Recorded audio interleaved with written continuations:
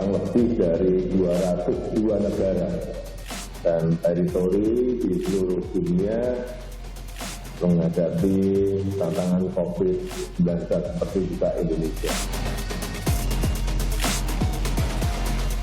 Telah memutuskan dalam rapat kabinet bahwa opsi yang kita pilih adalah pembatasan sosial berskala besar atau PSBB. Para kepala daerah saya minta tidak membuat kebijakan sendiri-sendiri yang tidak terkoordinasi agar PSBB dapat berlaku secara efektif dan mencapai tujuan mencegah meluasnya wabah.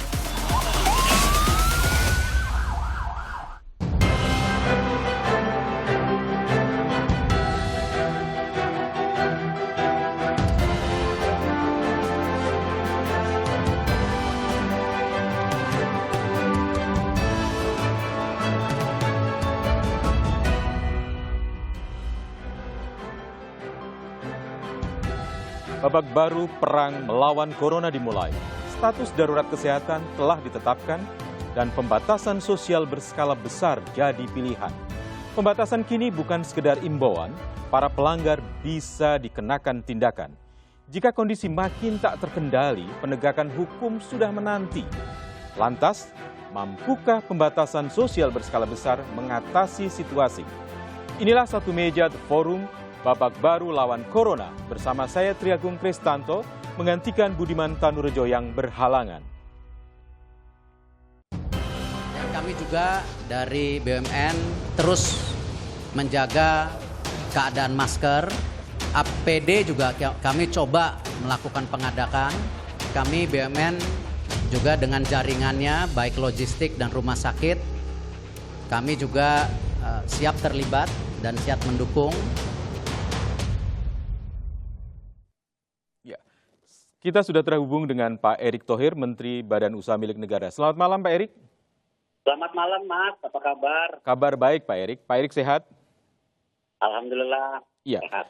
Pak Erick, kalau kita melihat selama ini dalam upaya penanggulangan corona baru, virus corona baru, peran dari Badan Usaha Milik Negara, Kementerian Badan Usaha Milik Negara sangat signifikan. Mulai dari penanggulangan penyebaran corona, dan kemudian penyediaan alkes, alat kesehatan, pendirian rumah sakit darurat atlet, Wisma Atlet, hingga aplikasi pelacakan pasien. Bagaimana perkembangan dari upaya-upaya yang dilakukan oleh Kementerian BUMN bersama dengan Badan Usaha Milik Negara, Pak Erick?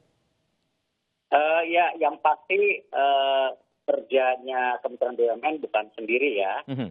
Ini semua kolaborasi gotong royong. Kalau kita lihat mengenai ide Wisma Atlet, itu selain memang pada saat itu Bapak Presiden juga mencari alternatif, ya, dan kebetulan saya juga pernah menjadi Ketua Asian Games. Lalu kita diskusi dengan Pak Menteri Basuki dan juga Pak Pratik sebagai pemilik lahan. Kenapa enggak ini bisa menjadi alternatif juga untuk tadi rumah sakit tambahan. Dan alhamdulillah kalau kita lihat ya hasilnya pada saat sekarang sangat membantu. Karena kenapa? Wisma Atlet ini di Tower 7 bisa buat 1.300 pasien. Di Tower 6, 1.300 pasien. Ditambah lagi yang untuk pasien yang cukup mungkin saya tidak mau bilang berat, tapi yang perlu atensi khusus. Itu ada 100 tempat tidur ditambah ventilatornya. Dan kalau kita lihat yang lainnya juga, ya Pak Erick, kan BUMN juga punya sejumlah hotel yang bisa dioptimalkan dalam konteks penanggulangan COVID ini. Apakah juga kemudian hotel-hotel ini jadi misalnya didorong untuk kemudian menampung juga tenaga-tenaga medis, Pak Erick?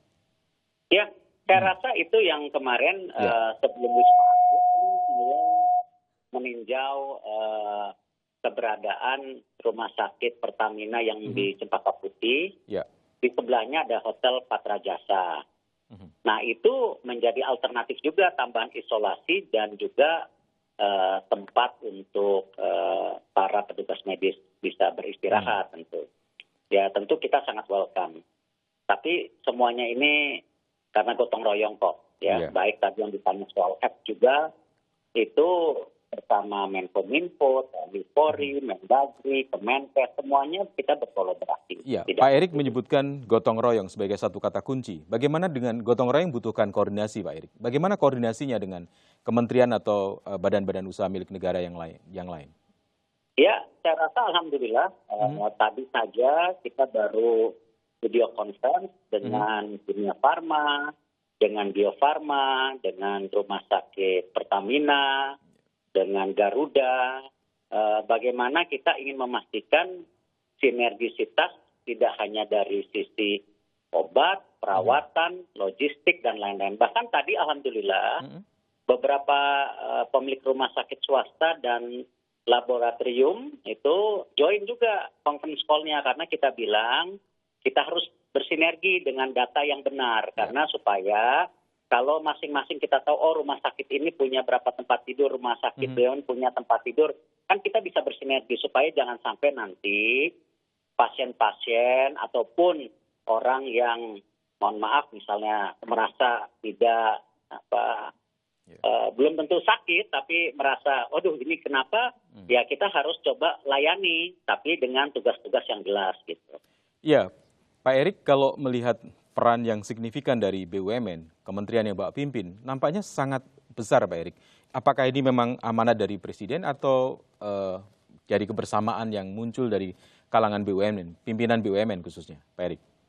Ya, keduanya. Beliau selalu memimpin ratas-ratas, kami juga dari Kementerian BUMN diberi tugas-tugas, ya, dan kebetulan saya mempunyai tim yang kuat, tim logistik yang baik.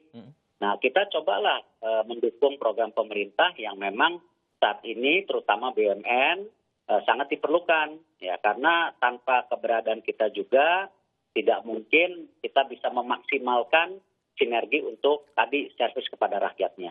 Iya, Pak Erik, kalau kita melihat BUMN juga membawahi pelabuhan, kemudian juga membawahi juga bandara dan pemerintah sudah memutuskan pembatasan sosial berskala besar.